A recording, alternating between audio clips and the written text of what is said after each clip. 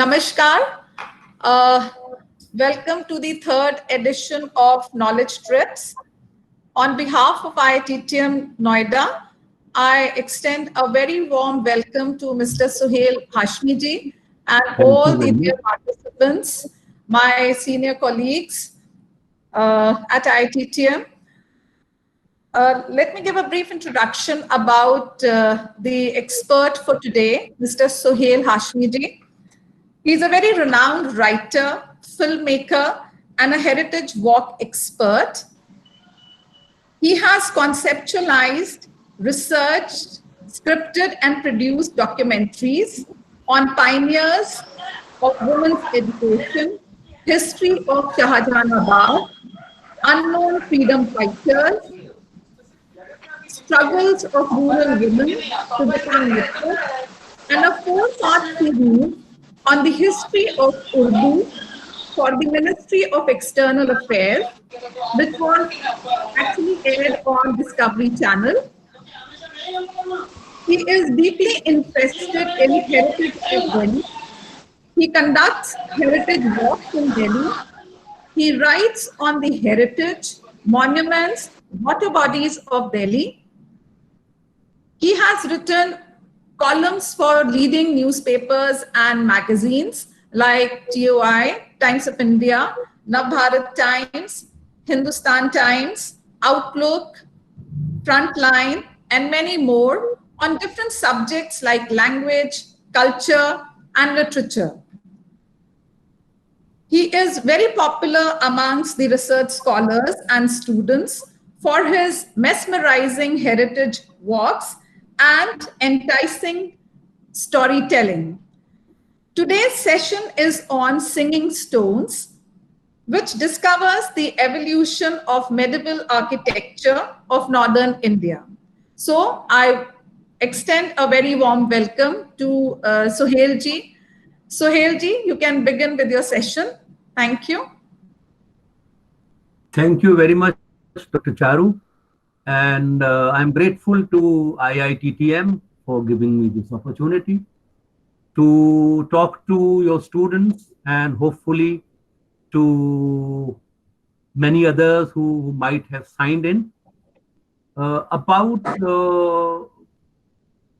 as you have been told, about the evolution of medieval architecture in areas in Delhi and around, and also to try to demolish some myths.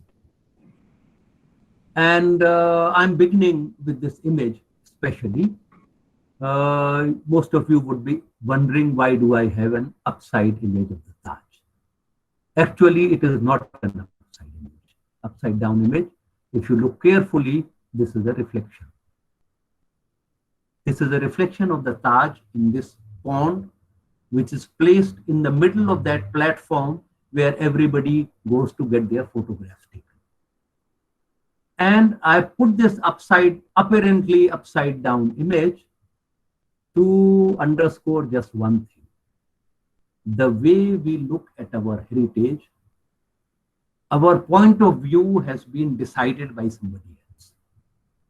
And this point of view is what I'm going to be questioning in my presentation. I can go on talking about this image and what all happened at the Taj, but we don't have time for that today. So we will move to our presentation. This is what I call this presentation: Songs Sung by Stones, 8 centuries of adaptation, accommodation, absorption, and appropriation. So things are changing. You are accommodating influences. New influences have come. You are absorbing them. And you are also taking from other traditions and making them your own. And these processes went on for 800 years. I'm going to take some very common commonly used things, common symbols that you are familiar with, and I'll trace the trajectory of these in architecture, and you will see how these things get appropriated and absorb and get adapted. Now, the Kalash, also known as the Gagar or the Kumbh or the Ghada or Matka, pitcher, whatever you want to call it, ये मिट्टी का बना होता है. This is terracotta. And this is very deeply entrenched in our culture. Now, making of pottery that is made on a potter's wheel, was a revolutionary step in human evolution. And if you think back, जरा आप सोचिए, जितनी पुरानी सभ्यताएं हैं उनकी पहचान उनके बर्तनों से होती है. Roman, Greek, Egyptian, Inca, Maya, Indus Valley, you think of any old civilization, they are identified by the pottery. Why pottery? Because pottery making and pottery that has been turned on a potter's wheel is evidence that people have settled down. इससे पहले लोग खाने की तलाश में भटका करते थे. अब नदियों के किनारे लोगों ने बसना शुरू किया जब उन्होंने ये सीख लिया कि वो सीड जो वो खाते हैं वो उनको अगर उनमें से कुछ को बो दे तो वो सीड दोबारा मिल जाती है. That is the beginning of agriculture. And it is with the beginning of agriculture that people began to settle next to rivers and began to harvest the seeds of the grasses that they had learned to feed themselves with. Just think about it. All the grains eaten all over the world are seeds of grasses. गेहूं, जौ, ज्वार, मक्का, बाजरा, कोई भी अनाज का नाम ले लीजिए, ये घास है, घास के बीज. और इनको लोगों ने स्टोर करना सीखा और फिर उनसे खेती करना सीखा, बोके नया. और इसके बारे में फिर कभी बात करेंगे कि इसका ताल्लुक पुनर्जन्म का जो पूरा की पूरी थ्योरी है उससे कैसे, खेती का. बट वो आज हमारा विषय नहीं है. तो जब लोगों ने एक जगह बसना शुरू किया तब उन्होंने पॉटरी बनानी शुरू, मिट्टी के बर्तन बनाने शुरू किए, चाक बनाए, उसमें मिट्टी के बर्तन बनाए. And they learn the art of firing. And once they had fired it, they realized that they could store water. And this was another revolutionary step. इससे पहले के कलश, गागर, घड़ा, कुंभ बनता, हमारे पास पानी को स्टोर करने का कोई तरीका नहीं था. We had absolutely no method of how to store water. So every time you felt thirsty, you had to go in search of water. A stream or a lake or whatever, or a river, and you had to, like all other animals, you had to lie down on your belly and lick, or collect it in your hands and drink. With the making of the kalash, you freed yourself of the tyranny of the river. You could carry water with you to your cave or your house or wherever you were spending your resting time. You could have a pitcher full of water. Whenever you felt thirsty, you tilted it and you drank. So this was a revolutionary step in the growth of human civilization. Because the pitcher stored water, it became a symbol of sustenance. Gradually, we began to cultivate, and we started producing more than we could consume. Because we produced in one season, and till that season came again, we had to have grain to last us for the rest of the year. अब गेहूं की फसल जो बैसाखी का time, Holi का time कटती है, उसके बाद फिर अगली होली के टाइम कटती है ना. साल भर हम उसी गेहूं को तो खाते हैं जो हमने पिछले साल बोया था, उसे स्टोर करना होता. वो स्टोर करने के लिए मिट्टी के बड़े बड़े घड़े बनाए गए और उनमें ये ग्रेन्स स्टोर करना शुरू किया. वो उसकी आपको तस्वीरें दिखाऊंगा. और बीज संभाल के रखने होते थे कि उनमें फफूंदी ना लग जाए, कीड़ा ना लग जाए. तो उसके छोटे छोटे कलश बना के उसमें मिट्टी के, उसमें बीज भरे जाते थे और उनको सील करके रखा जाता. इस कलश में, जो छोटे कलश थे, उसमें बीज होते थे जिसमें जीवन था, और इसलिए इस छोटे कलश को गर्भ कलश कहा गया, और इसकी तुलना मां के गर्भ से की गई। और उसके बाद फर्टिलिटी रिचुअल में कलश का यूज होना शुरू हुआ। आगे चल के मैं आपको दिखाऊंगा कि उसका आजकल फर्टिलिटी रिचुअल में किस तरह इस्तेमाल होता है। भारत में एक ये प्रथा विकसित हुई कि और भी बहुत सारी सभ्यताओं में थी। साउथ अमेरिका, अमेरिका के जो नेटिव वहां की पॉपुलेशन थी, वो भी अपने जो उनके जो मर जाते थे उनको, वो भी उनका दहन किया करते थे। ऊंचे ऊंचे लकड़ी के मचानों पे रख के वहां पे उनका दहन किया जाता था।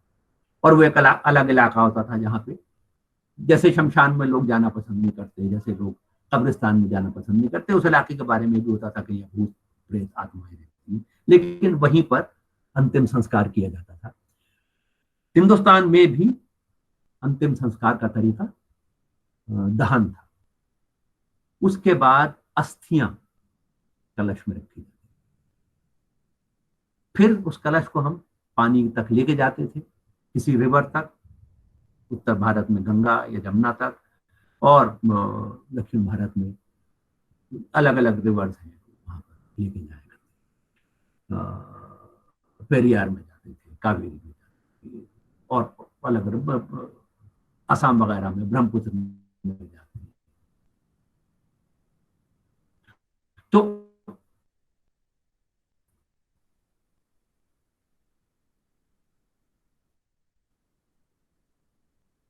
कलश का संबंध, इसका इस्तेमाल हुआ, और फिर मौत के रिचुअल में इसका इस्तेमाल, और क्योंकि इसमें पानी रहता था तो ये जीवन के सारे रिचुअल में इस्तेमाल होता, पूजा में सब जगह कलश का इस्तेमाल होता था। आजकल हम मेटल की गड़वियां इस्तेमाल करते हैं, पर अब भी बहुत सारे रिचुअल्स में, स्पेशली जब वो मृतक को के दहन से पहले उसका जो सक्सेसर है वो डेड बॉडी के चारों तरफ 3 चक्कर लगाता है, पानी कलश में पानी लेके, जिसमें एक सुराख किया जाता है, पानी धीरे धीरे बहता रहता है, फिर कलश तोड़ दिया जाता है। वो सिंबॉलिक है कि इस मॉर्टल दुनिया से, मॉर्टल संसार से सारे बंधन तोड़ के ये आत्मा अब यहाँ से प्रस्थान कर रही है। ये उसकी सिंबॉलिक एक्ट की तरह ये किया जाता है। तो जीवन के हर मेजर लैंडमार्क में कलश का एक रोल था। और अब जो इसकी वजह से क्या हुआ, उस पर आने से पहले मैं आपको कुछ तस्वीरें दिखा।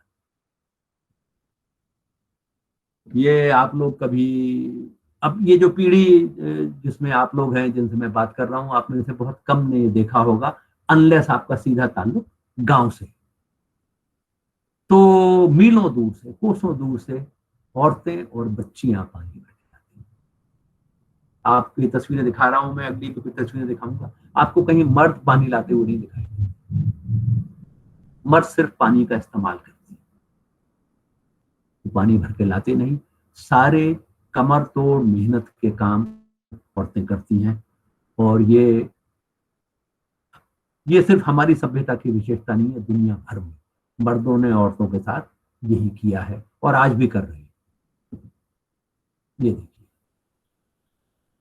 ये जो राइट हैंड टॉप के ऊपर जो तस्वीर है वो राजस्थान की है। जो राइट हैंड टॉप लेफ्ट पे है वो भी राजस्थान की है। जो नीचे की तस्वीर है वो हरियाणा में कहीं की है। पीछे आपको दूर बैकग्राउंड में आपको एक सुपर एक्सप्रेस हाईवे के पिलर्स दिखाई दे रहे होंगे, और उसके पीछे और भी शायद वो मेट्रो की लाइन है। तो ये बहुत ज्यादा दूर नहीं है वहां से जहां मैं बैठा हूं और जहां आप बैठे हैं। और देखिए ये किस तरह औरतें पानी भर के ले जा रही हैं एक गड्ढे में से।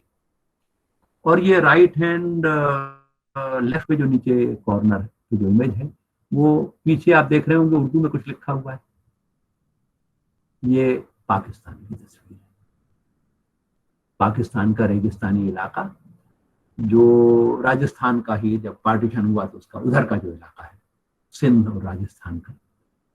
तो जीवन दोनों तरफ एक ही जैसा है और कमर तोड़ मेहनत दोनों तरफ औरतें ही करती हैं। तो ये आज के हालात थे और ये पुराना, ये तकरीबन 5000 साल पुरानी हांडी है। इसमें खाना पका करते हैं, ये कुकिंग वेसल है। और ये जो 4 तस्वीरें हैं, टॉप लेफ्ट हैंड कॉर्नर पे कुकिंग वेसल्स हैं, टॉप राइट हैंड कॉर्नर के ऊपर स्टोरेज जार हैं जिनमें अनाज वगैरह इकट्ठा किया जाता था। लेफ्ट पर बॉटम पर बरियल अर्न है, जिसमें इंडस वैली में बहुत सारे लोग, वो दोनों तरह के रिचुअल होते थे, बरी भी किए जाते थे लोग और क्रीमेट भी किए जाते थे। ये बरियल का रिचुअल है। और राइट हैंड के ऊपर कुछ छोटे छोटे बर्तन बनाए जाते थे जब किसी को दफन करते थे, तो उसके रोजमर्रा के इस्तेमाल के बर्तन उसके साथ, थिंग्स ऑफ डेली यूज, उनके मिनिएचर उनके साथ बरी किए जाते थे। और ये आप देख रहे हैं कलश के वो 4 रूल जिनका मैंने आपसे जिक्र किया है, सस्टेन करने का, ग्रेन स्टोर करने का और डेथ का। और ये आजकल के भुज की तस्वीर है। और इन बर्तनों में अनाज भी रखा जाता है, दालें भी रखी जाती हैं, कपड़े भी रखे जाते हैं, और जो थोड़ी बहुत इनकी संपत्ति होती है वो भी अनाज में छुपा के, रुपया हो या चांदी के जेवर हो, वो सब भी यहीं पे छुपा के रखे जाते हैं। इनके लिए यही अभी तक ये 2004 की तक खींची हुई तस्वीर है और अभी तक जीवन में कोई बहुत बड़ा परिवर्तन नहीं आया है। लोग आज भी भुज के घरों में ऐसे ही अपना सामान स्टोर करते हैं। तो मैं आपसे कह रहा था कि ये सारे जो इस्तेमाल थे कलश के, उसकी वजह से उसका जितनी भी हमारे रिचुअल होते थे उसमें उसका घनिष्ठ संबंध था। और क्योंकि कलश को हम गर्भ कलश कहते थे, तो इसलिए ये मंदिरों में बनना इस्तेमाल होने लगा।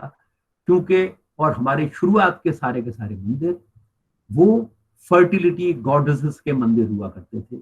याद कीजिए, हर गांव में एक माता का मंदिर, हर गांव, वो चाहे विष्णु के पुजारी हो या शक्ति के पुजारी हो, वैष्णव हो या शाक्य हो, या एनिमिस्ट हो, ट्राइबल्स हो, लेकिन माता का मंदिर तो होता है हर गांव। और जब भी कोई बीमारी होती है पहले आप माता के पास जाते हैं। वो फर्टिलिटी की गॉडेस है, वो गांव की माँ है। और ये पहले मंदिर बने होंगे सबसे पहले, और वहां पर कलश का इस्तेमाल मंदिरों में होने लगा। और उसके बाद फिर वो मंदिरों में का एक कांस्टेंट फीचर बन गया। जैसे यहाँ ये एक जैन मंदिर का पिलर है। ये कुतुब मीनार में के पास जो मस्जिद है, जिसका नाम कुतुबुद्दीन ऐबक ने जामी मस्जिद रखा था, और जिसको 19वीं शताब्दी में कुव्वतुल इस्लाम नाम दिया गया।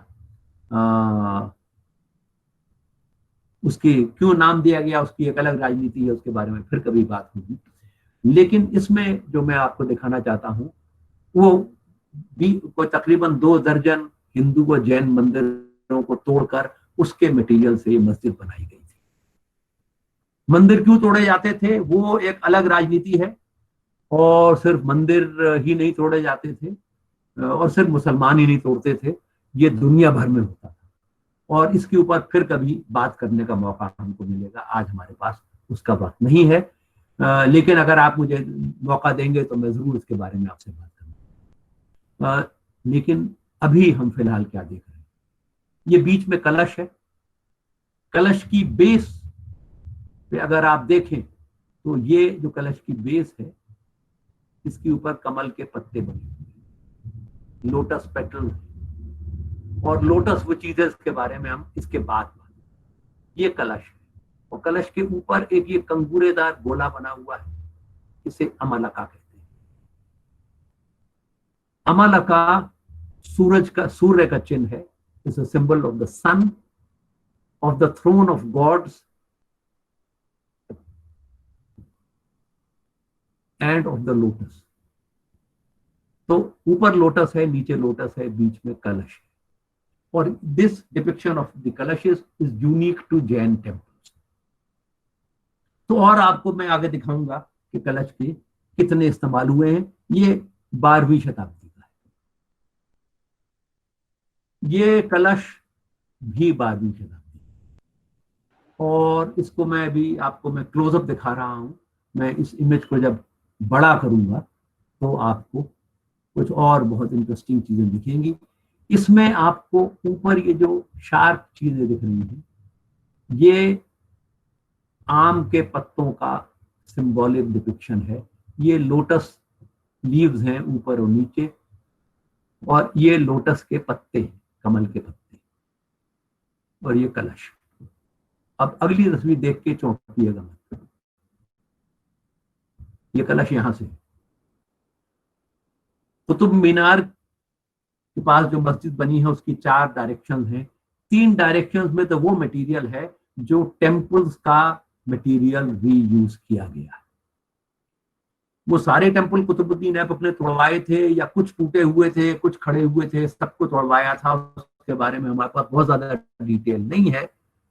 उसने मस्जिद के दरवाजे पे लिखा है कि इसमें 2 दर्जन मंदिरों का मटेरियल इस्तेमाल किया गया है। जो चौथी साइड, तो 3 साइड पे वो मटेरियल से पिलर्स और छत वर सब बना है। जो चौथी साइड है, वेस्ट की साइड, उसमें बड़ी बड़ी आर्चेस, वो आर्चेस खास तौर पे बनवाई गई थी। ये वो डायरेक्शन है जो मक्का की तरफ फेस करती है, और क्योंकि हिंदुस्तान से मक्का वेस्ट में है तो ये वॉल वेस्ट को फेस करती है। और जब मुसलमान प्रे करते हैं, they face west from India because Mecca is to the west. उसमें जो आर्चेस हैं, ये उसकी बिगिनिंग है उस आर्च की। 4 आर्चेस हैं, और हर आर्च की बेस पे 4 या 5 आर्चेस हैं, फिर बाद में कुछ एक्सटेंड कर ली गई थी। हर आर्च की बेस में ये कलश है, और इसके ऊपर एक बेल शुरू होती है जो पूरी आर्च से को कवर करती है। और उसके पास राइट हैंड पे आप देख रहे हैं, ये अरबी में लिखा हुआ है बिस्मिल्लाह, शुरू करो अल्लाह के नाम से। कलश और उसके साथ कुरान की इंस्क्रिप्शन। ये चीज है जो मैं जिसके ऊपर मैं आपका ध्यान आकर्षित करना चाहता हूं, पर हम इसकी तरफ दोबारा लौटेंगे। ये देखिए, ये शमसुद्दीन अल्तमश, जिसे अंग्रेजी इतिहासकारों के कारण हम इल्तुतमिश के नाम से जानते हैं, ये उसका जो मज़ार है, उसका मसोलियम है, उसकी समाधि है, ये उसके एक पिलर की कार्विंग का हिस्सा है। ये आपको कलश दिख रहा है, ये आम के पत्तों का सिंबॉलिक डिपिक्शन है। ये अरबी में कुरान की किसी वर्स का हिस्सा है, ये भी कुरान की वर्स है, और ये डेकोरेशन। ये जो मस्जिद कुतुबुद्दीन ऐबक ने बनाई थी, उसको अलाउद्दीन खिलजी ने 13वीं शताब्दी में एक्सपेंड किया, और उसके लिए एक बहुत बड़ा, उसने बहुत सुंदर, बहुत आलीशान दरवाजा बनाया, जिसे अलाई दरवाजा कहते हैं, जिसके ऊपर दिल्ली का सबसे पुराना गुंबद है। उससे पहले बना हुआ कोई गुंबद बचा नहीं है। वो सबसे oldest surviving dome in Delhi is above Alai Darwaza, and this is the detail from the Alai Darwaza. And you can see the kalash, and you can see the lotus petals. On the two sides, on the flanks of this marble slab जिसमें कलश बना हुआ है, there are verses of the Quran. But look at the border.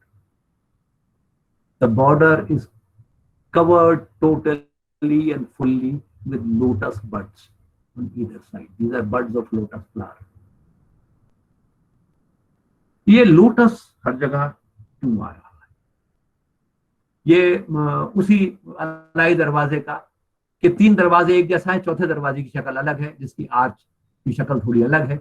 उसकी base में ये कलश के ऊपर कलश बने हुए हैं, double layer of kalashes pictures from the base to the top. ये 13th सेंचुरी के दोनों. ये 16th सेंचुरी में any of you who have seen the film Jodha Akbar, which has absolutely no history, it is a fake film beginning with its name, because Jodha Bai was never married to Akbar. So that is another story which we will have to discuss some other time. But Akbar's senior most Rajput wife's name was Harka Bai. She was the younger sister of Bharmal, the ruler of Amir. Her name was not Jodha Bai. This is some English historian who made the mistake, and then we keep on repeating it. So, but in that film, you must have heard of Adham Khan, who was punished by death by Akbar because he had killed the senior commander of Akbar's bodyguard. This is the entry to the mausoleum of Adham Khan in Mehrauli. This is from the pillar base, and you can see the color. And this is a Haveli built in the 19th century in Dariba, which is famous because of the Jalebi Wala and to the market of the jewelers. And this is the Haveli known as the Khazanchi ki Haveli, and you can see the color.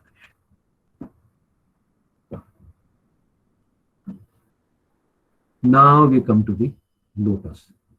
And now we will talk about why there is lotus everywhere in all those carvings that I have been showing you, aside from the color. Thousands of years ago, maybe tens of thousands of years ago, before we had settled down, before we had imagined all the gods that we worship today, there was a time when we were all animists. We were all tribal people. And tribal people have a totally different understanding of the world. And the tribal religious beliefs are normally described as animism, animist. And you read about tribal rituals, you keep on hearing or reading about animist rituals. So the tribals believe that everything has life, everything, and everything is animated. So there is a life in the forest, there is a life in the mountain, there is a life in the rock, there is a life in the river, and they venerate and they believe that each one of these things have spirits, and they venerate the spirit of the forest, the spirit of the rock, the spirit of the mountain, the spirit of the flower, the spirit of the river, pond, lake, you name it. And that is why if they have to take something from nature, they are very selective, they are very careful. And that is why tribal communities all over the world are the best protectors of ecology. We don't learn from them. But anyway, that is once again another story. But the time when we were all animists, there is somebody, and I would like to believe that that somebody was a woman. And this is my theory. I have no historical evidence, but I believe that that is how it might have happened. That a woman walking through an open space comes across a little puddle filled with stagnant water, mud, earthworms, snails, turtles, rotting vegetation, and a general smell of decay. And it is in stagnant, rotting water that lotuses grow. And in that dirty, stagnant, smelly water, she saw this beautiful flower. And she must have said to herself, you can rise above all this and be pure. And that day, the lotus in animist practice became a symbol of purity. Thousands of years later, we imagined gods. And the gods that we imagined, not only in India, all over the world, all ancient societies imagined gods. And all those gods were like us. Just think about it. Have you seen any god with 4 feet? Except for some incarnations of Lord Vishnu, which are not worshipped too much, like the Kachap and the Vara. But all the other incarnations of Vishnu, all the other gods, all of them are bipeds like us. They walk on their 2 hind limbs. This is what is common between us and all the gods. Their faces are like human beings. What distinguishes them from us is that some of them have multiple heads, and most of them have multiple arms. And this is to show that they are more powerful than us because they are gods. They can do so many things together, so they have multiple hands. They are multitaskers.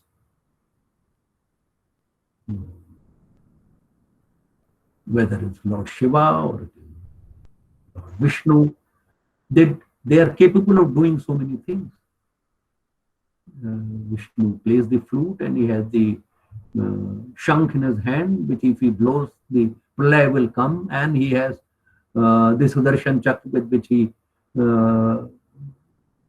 has killed so many demons, and so on and so forth. So they had multiple hands because they could do all those things that human beings could do. Gods could fly. They could understand the language of the birds and animals, and they could walk on water. They could do so many things that human beings have always wanted to do but could not do. So gods were actually personification of human desires. And all of them were very much like us in so many other ways. All of them had wives, all of them had children, families. All of them felt hungry. They had to be fed regularly. They got angry.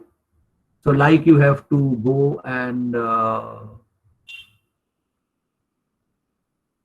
plead with your parents or try to cajole your children or your siblings, younger siblings. उनको मनाना पड़ता है, कुछ उनको मिठाई देनी पड़ती है. That is how you have to make all the offerings to gods as well. So they are different from us, but they are like us in so many ways. And because of that, they would need to sit somewhere. Where could they sit? We sat on the floor. Where could the gods sit? They could not sit on the floor. They were gods. They could only sit in a pure place.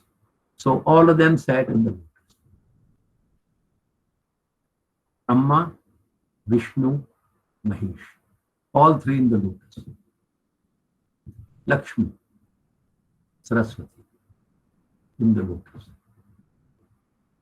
Kartikeya and Ganesh. Since most of you are assuming from the north, you may not know how important Kartikeya is in the south. Kartikeya is not worshipped in the north, hardly, except for Kartik Purnima, when some people fast and others fly kites in the north. But Kartikeya is the most important god in the south. He is worshipped as Muruga. Both of them sit in the lotus. But these are all gods that we imagine.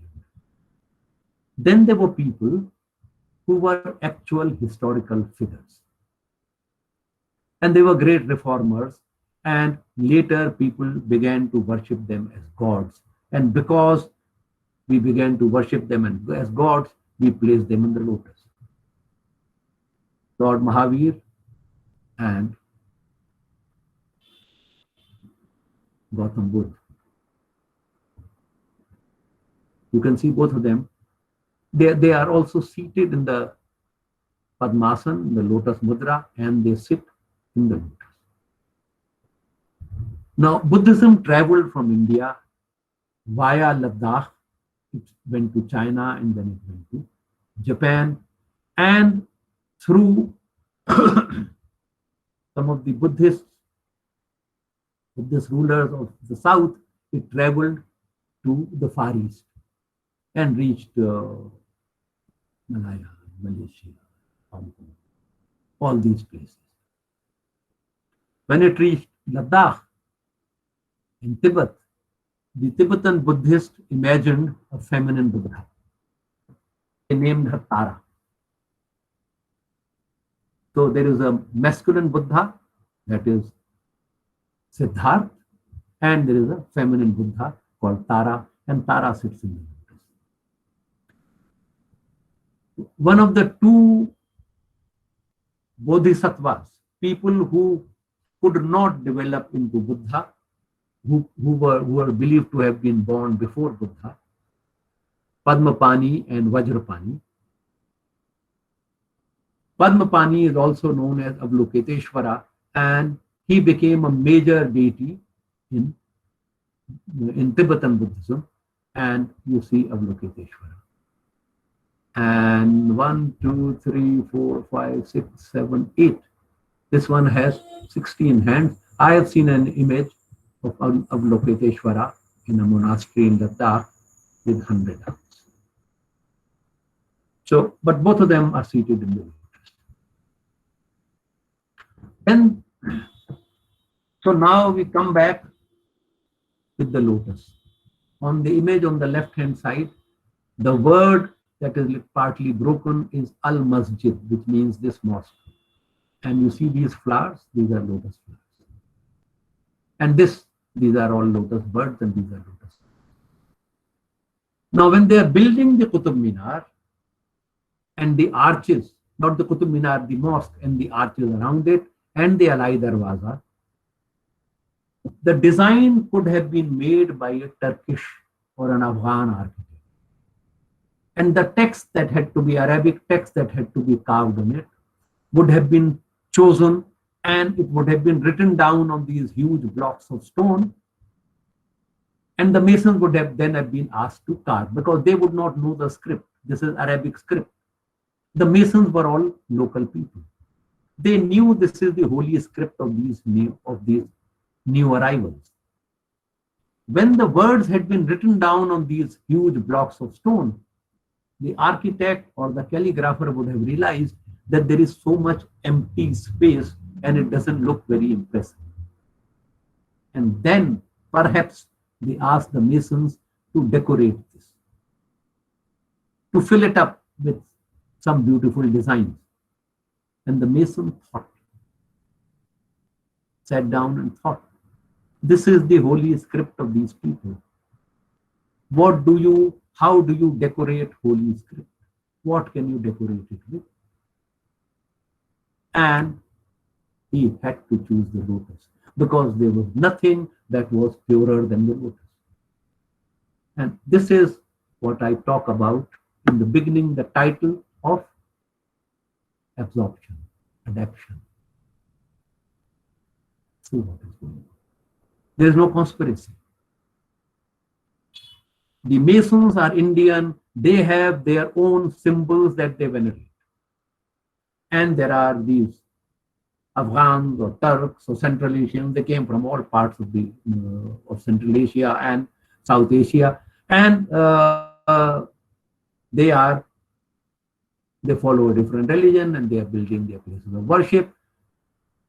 And the Masons, they go to carve the symbol of their veneration into these places of worship. The interesting thing is, nobody has any problems. Perhaps when the first lotus was carved, the architect might have asked the mason, what is this that you have carved? And he would have told him, this is a holy flower. And that's it. A holy flower, a symbol of purity. Who had any problems? And therefore, you had the lotus everywhere. But it's not only here. The lotus everywhere. This is the entry to the mausoleum of Firoz Shah Tughlaq. This is the close-up. These are lotus flowers there. This is the main gate of the mosque of Jamali Kamali. And this is a close-up. Now you see the lotus, and around the lotus, you see this white triangular projections. This circle of white triangles represents the sun. The Muslims venerated neither the sun nor the lotus. But the Mason venerates them, and he carves them because this is the place of veneration. This is the mosque. And the architects or those who are praying in this mosque in the 16th century had no problem. You see this jharoka? This is a dead jharoka because you can't see across, but this is borrowed from Rajasthani architecture. It's placed there because this huge arch would otherwise look empty. And this little frill inside the arch, these are all lotus birds.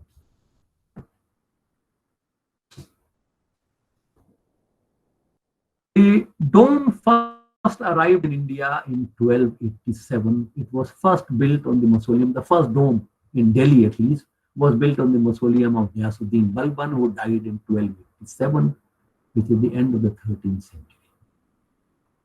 The dome was like half a ball. And the Indian builders, the Indian masons thought that it was unfinished. It looked incomplete. Suddenly it ended. There was nothing on top. And then the Indian masons began to experiment with the shape of the dome.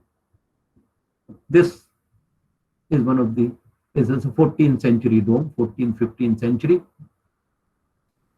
And you see the entire dome has been covered with the motif of the lotus petal. Again, the lotus. But why on top of the dome? Because the dome in the Central Asian tradition represents the heavens. And the top of the dome represents the place where in the heaven, the throne of God is placed. So you cover the dome with the lotus. Again, lotus is the seat of the gods in India. Dome is the location of the seat of God in the Central Asian tradition, in the Arabic tradition. These two come together in such a beautiful expression in architecture. The dome, the lotus later shrinks and becomes this, or like this. On top of that, you have this broken stump. I am absolutely certain that this was a kalash. And I have another example that I'll show you. But before we come to that, just see where the lotus travels. This is all these three are in the Red Fort. And this is a mosque built by Aurangzeb in Lahore. And the lotuses are here. Each minaret ends in a lotus. We are running short of time, so I'm going to quickly move. The Amalaka I have already mentioned to you. Amalaka is used like this on the shikhar of a temple. It represents the lotus, the sun, and the throne of gods. And you will see it above temples. Khajuraho, Mageshwar, Ashapuri, and this is the mausoleum of Zafar Khan in Tughlaqabad, and the Malaka is here. And the broken kalash on top. And then it all this comes together. This is the lotus and the Amalaka. Again, the lotus and the Amalaka. And this is Isa Khan's mausoleum near Humayun's tomb. And you can see in close-up, this is the Amalaka and these are the lotuses. Again, I'm not going into the sites, but you can make out this is the mausoleum of Adam Khan. And look at the finial there, and we are going to come to it in a little while. Like now. Do you see this? You must, all of you must be familiar with this. Kalash, kalash, and coconut. Symbols of fertility. Symbols of life. The coconut also. The coconut has life inside. And that is why it is used in wedding rituals. And after the wedding is complete and the bride goes to her in-laws' house, there is a ritual called God Bharai, and in her lap are placed all kinds of presents, and one of them, which is always there, is the coconut. Don't miss the mango leaves. Look at this shape. And look at this shape. And I'll show you close-ups. There. Chandni Chowk Temple and a Gurdwara in Lahore. And this is the first finial that I had shown you, at Mausoleum of Azam Khan, Jain Mandir. The mosque in Fatehpur Sikri, and this mosque in Delhi built by Begum Fatehpur. Two kalashes and a cone. The coconut gets converted into this shape, and it is placed on top of a mosque. This is borrowed from temple architecture.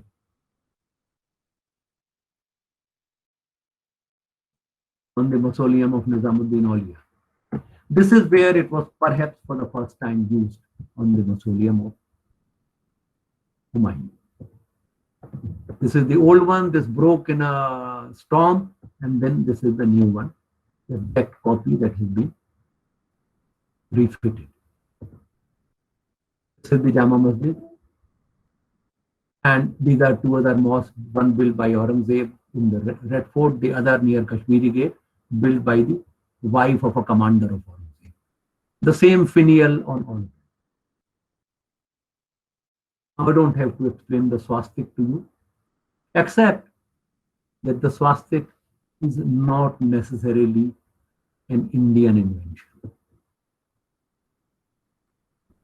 These are just some other civilizations, ancient civilizations, that have also been using the swastik. The Aztecs in America, in what is the place which is known as Mesoamerica, which is between North America and South America, Mexico and that area. And this is an Aztec.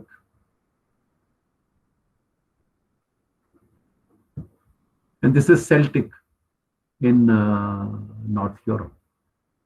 And this is Lapland in the Arctic Circle. So the swastik is everywhere.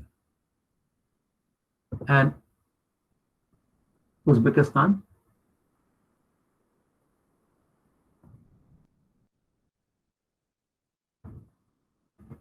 and Fatehpur Sikri. This, unfortunately, it's a very badly damaged photograph, but this has 8 swastiks, and there are 2 arches on each side, so 16 arches, and there are 4 sides, so 64 arches. And this is the mausoleum of the man who was killed by Azam Khan. This is the mausoleum of the chief commander of Akbar's bodyguard. And these swastiks, I hope you can see. This is the mausoleum of younger brother of Azam Khan. His name was Quli Khan. He was a senior commander in Akbar's army. And this is the swastik on the main gate of Akbar's mausoleum there. This is a close-up. This is the main gate, and you can see the swastik right in the middle. This is above a gate built by Shah Jahan, added to the fort in Lahore, and for close to 1,000 feet on either side of the gate, there are these specially designed tiles in the shape of the swastik. Now, what is the swastik?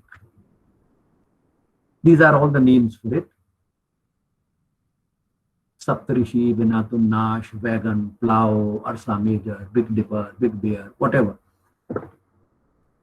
And people working in this discipline have reached the conclusion that that is where it probably began. When people came out of Africa and they began to populate the world 70,000 years ago, when they reached the desert or they reached the ocean, how did they determine their direction? And this happened only in the northern hemisphere. They looked up into the skies and they saw this one star that did not move, or did not appear to move. And this constellation, which we know as the Saptarishi, seemed to go around. It was like this at sunset. At midnight, it was like that. Before daybreak, it was like that. And then at sunset, it again came in this position. So they assumed that during the night, it went through this. So they charged this. And this is this swastika. And people were traveling. People traveled all over. 30,000 years ago, people had reached Africa, America. 60,000 years ago, they had reached South India. 60,000 years ago, they had reached Australia. People who started from Africa 70,000 years. It is these people who, all of them, this is how they guided themselves. And that is how you have the swastika in every culture that traveled.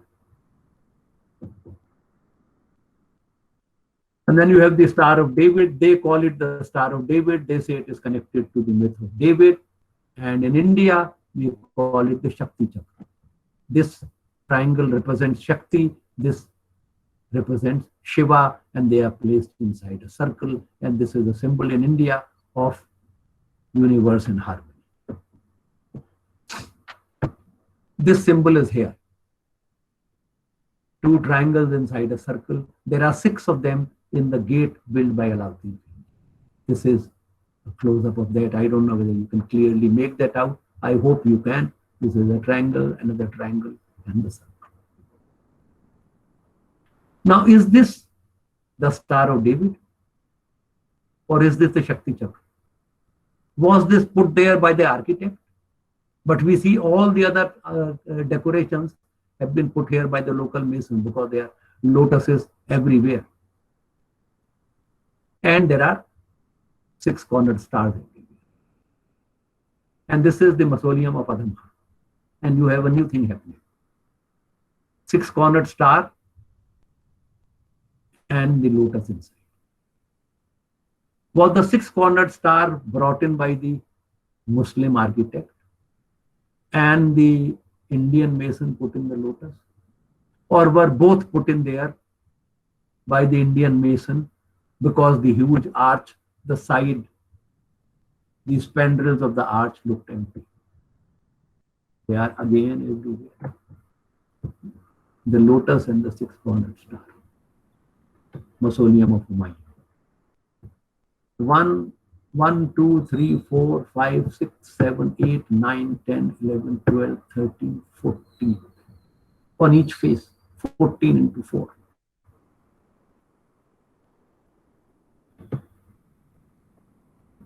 Now, when somebody tells you that the lotus is a Hindu symbol and the star is a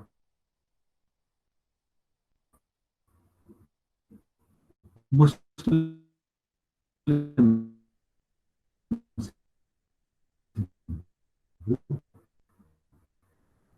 you can also tell them architecture has a religion. Architecture is a response to your climate. You build based on what material you have, what kind of building you need, what is the technology that you have. And what you build is determined by the kind of weather that you have.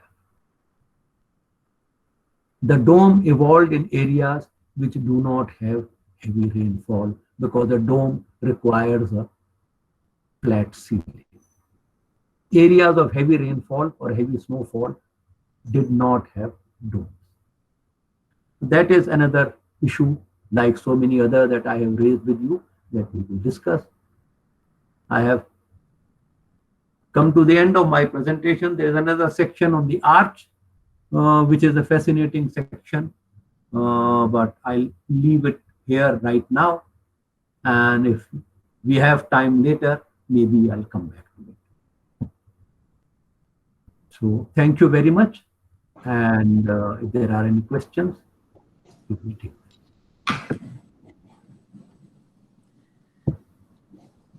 Thank you, sir, for giving such a thoughtful description of using these sacred symbols as beautifully representing in our architecture. If there are any questions from the participants, you can please write down in the chat box. It was a very informative session, sir. Thank you very much.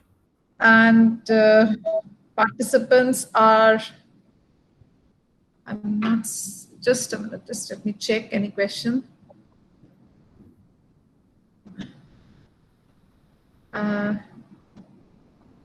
Thank you, Eddie. They are just writing. Yes, so as they pop up, I miss part of the session, ma'am, can get a record. Yes, that you'll have Yes, to ask, we will ma'am. be getting the recording. That we put in our YouTube channel of the institute, so that you all will be getting. That is not an issue.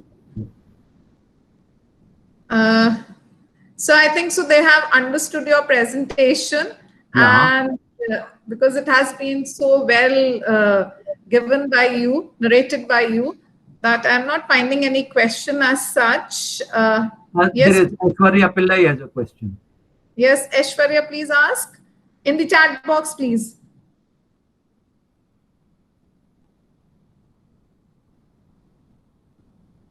Aishwarya? I don't know. She said she had a question, but she hasn't sent it. But she's not. She must be typing, ma'am. Yes, I'm typing. Type. Thank you, Vasu, and you are welcome.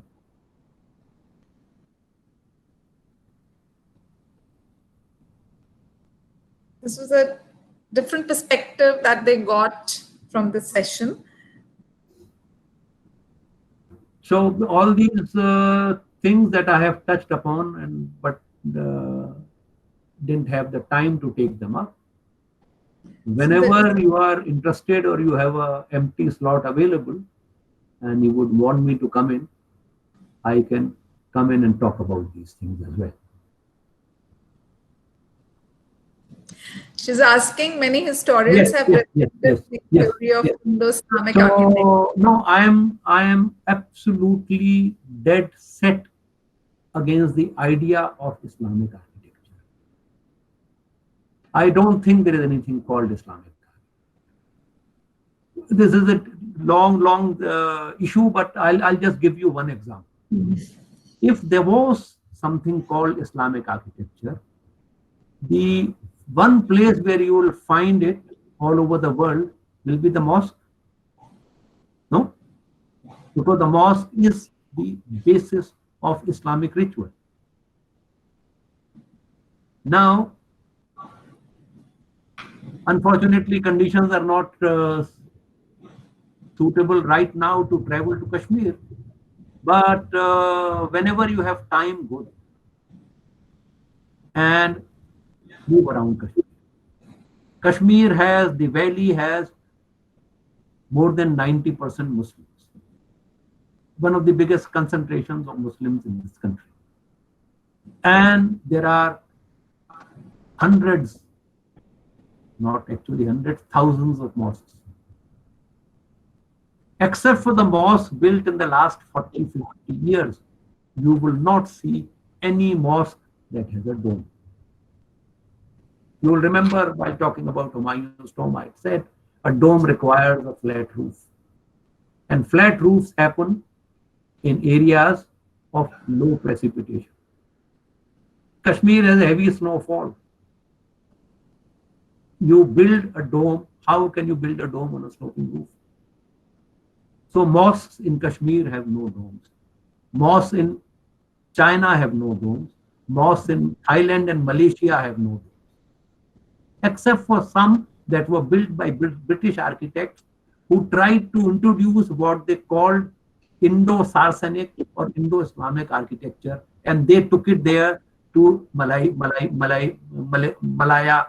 and Malaysia, and they built those structures there. Except for them, no old mosques, any of these places has a dome. Architecture, as I have already said, is your response to your climate. So the idea that there is a Hindu architecture is also fraught with the same problem. The temple architecture in Kashmir, the temple architecture in Kangra, and the temple architecture in Rajasthan or Bengal or Kerala are very, very, very different. There is one common thing, that the garbhagriha is small. That is the core of the ritual. Because worship in the Brahmanic tradition is individual. There is the idol, there is the priest, and there is the worshipper or the family of the worshipper. So no matter how large a temple, the sanctum is always small. Thousands go to Puri Jagannath temple, but the darshan is one by one. In a mosque, you require a large space for worship. So you have large open spaces, but whether it will have a dome, whether it will have minaret, whether it will have arches, depends on the climate, on the material available.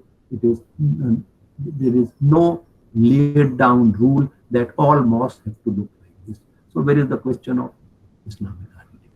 This whole myth of Islamic architecture has been built by taking examples only from 3 cities. So, but that is something on which we can talk later sometime. But for the present, I think this should do. Sorry, I think there was some other question that popped up. Dr. Shahnawaz Mukhtar is asking, how has Central Asian architecture influenced Indian architecture? Well, it's very clear. What we know as Central Asian architecture, which is domes and arches. And but there are other things also. For example, glazed tiles. You don't see the use of glazed tiles in the later Mughal structure, but in the earlier Mughal structures and in times before that, there is quite a lot of use of glazed tiles, which are clearly Central Asian. Like I've shown you some images from Uzbekistan. If you travel to Karachi, where near Karachi there is a place called Thatta, where Shah Jahan built a mosque. It is all totally covered with glazed tiles. In Agra, there is a place called Chini Karosa, which is covered with glazed tiles. Behind Humayun's tomb, there is a Nila Gumbad, and in front of Humayun's tomb, there is a Sabz Gumbad, and they are all covered with glazed tiles. So these are clearly Central Asian. But these are decorative elements, embellishments. In architectural terms, the dome and the arch, which is quintessentially Central Asian as far as we are concerned, is not Central Asian originally, because the dome was invented by the Romans, pre-Christian Romans. Even before the birth of Jesus Christ, the dome existed, and it was used in a structure which was the Roman Senate. The first place where the dome was used for worship was a synagogue built by Jews. The dome travels from Rome into the area which later came to be known as Byzantium, and with the Byzantines, it travels to Turkey, and from there it travels to Central Asia, and it travels to Rome. There is a very interesting building in Istanbul, which was originally a Greek Orthodox church. The Greek Orthodox were attacked by the Roman Catholics, and they captured the church and converted it into a Roman Catholic church. And the Roman Catholics were defeated by Byzantine Muslims, and they captured the church and converted it into a mosque. It is right in the heart of Istanbul city, old Istanbul. It is known as the Hagia Sophia. Same building. If architecture had religion, then you could not convert a church into a mosque. The dome has no religion. Those who are using the dome can be Muslims or Christians or heathens or non-believers or you know. So there is nothing called Islamic architecture. These elements that became part of our architecture were brought to India by people who happened to be Muslims. But had Islam not been born, the dome would still evolve because the process had started. And actually the dome was already in existence before the birth of Christ. It is not Islamic, and neither is the arch, because arch was first used by the Sumerians, and the Romans borrowed it from the Sumerians. So architecture has, I'm sorry to say, no religion. So, I think so. There is just one more question that we will take, sir. Yeah. Aishwarya has asked, it is said that Alai Darwaza is the monument which first used the proper Islamic architecture. What about that? So, well, you know, I am questioning the term. Yes, this is the first structure in Delhi which uses the typical Turkish arch. It has 4 arches. 3 of them are in the shape of the horseshoe, which has been identified as the Turkish arch. And people keep on writing about it. I am more fascinated about the 4th arch that nobody talks about. That is the first trefoil arch. And I have not seen a trefoil arch aside from the Alai Darwaza from the architecture of the 13th century till the architecture of the 19th century. 600 years there are no trefoil arches. How did this Turkish or wherever the architect had come from, how did he know about the trefoil arch? Because the trefoil arch is most commonly used in later Gothic architecture, which evolved many centuries later, or in a totally different geographical location. But the Turks, the Central Asians were trading with these countries. Maybe the architect knew about it and he used it here. So that is the first use of the Turkish arch. I am saying it is the Turkish arch, not the Islamic arch. That is the only difference. The arch has probably come from there. It came to us through the Turks who happened to be Muslims. We don't even know whether the architect was a Muslim or he was a kafir like me. We don't know. Because he carried a name. So we are assuming that he was a Muslim. Okay. So it's a last question that we are taking for this session is, Dr. B.G. Saxena is there. Namaskar, sir. He's asking, sir, was Mayan culture arches used in Islamic architecture? Well, Mayan culture has no arches. Mayans did not have arches. They used the what is known as the trebuchet, which is 2 vertical posts and a beam. The post and lintel structure, and they did not have arches. And in any case, that architecture, what is known as the old world, nobody knew about that architecture till Columbus by mistake landed up there. Nobody knew about the Mayan architecture.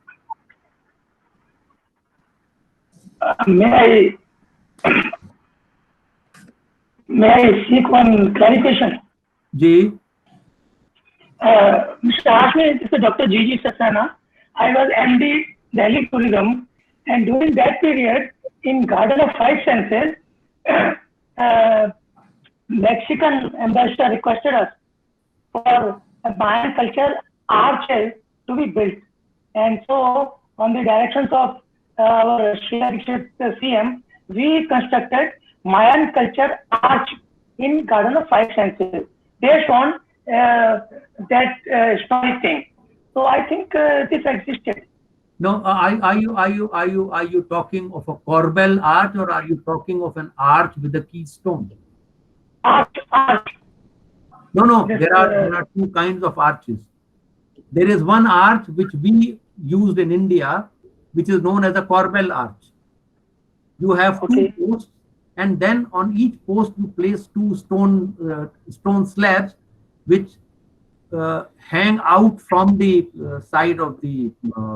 Right. And then you Almost put two more slabs and two more slabs, and then you put a slab on top, and then you get the shape of an inverted staircase.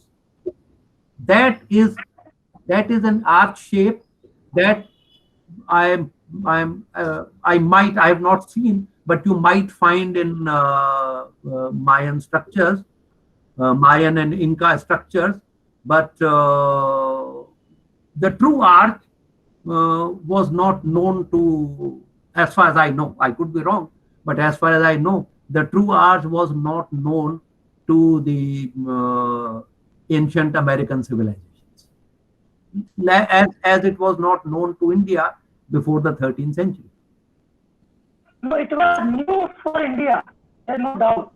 Mayan culture, they believe that they had special type of same structure binding, and that inverted, this was kept on two pillars. It was like this. So we gave it to intact. And Professor Menon. I'm unable to hear you clearly, sir. Sir, Saxena sir, आपकी आवाज clear नहीं है. We will connect you to Sohail ji later after this session. है ना, sir? No, I would love to. I would love to, and if you can share my email with him, I would love to see an image. Sure. And because otherwise, I'm just flying a kite. Till I see the image, it will be difficult to talk. Yeah. And it is you're not audible also, Saxena sir. Okay. I'll ask later on. Okay, I'll connect you to Sohail ji. Thank you, sir. Thanks.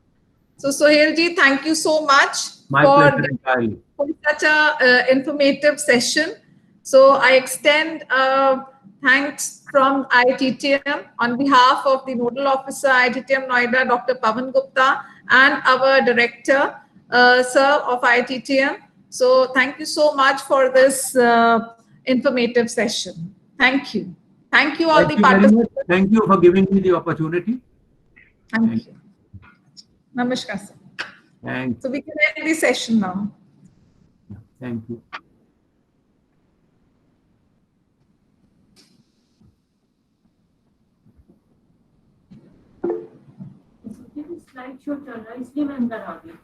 We can.